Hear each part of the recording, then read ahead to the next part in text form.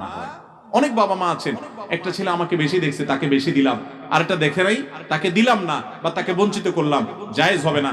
এক সাহাবী নবী সাল্লাল্লাহু আলাইহি ওয়াসাল্লামের কাছে এসে বলছেন, ইয়া রাসূলুল্লাহ, আমার একটা ছেলেকে এটা দিছি। নবী সাল্লাল্লাহু আলাইহি ওয়াসাল্লাম বলেছেন, তোমার তো আরো আছে সন্তান, আমি জানি, তাদেরকে দিয়েছো? বলে না, দেই নাই। বলে যাও, ইত্তাকুল্লাহ, আল্লাহকে ভয় করো, ওয়াদিলু বাইনা আওলাদিকুম, সন্তানদের মধ্যে সমতা বজায় রাখো, দেওয়ার ক্ষেত্রে সমান হারে দিতে হবে।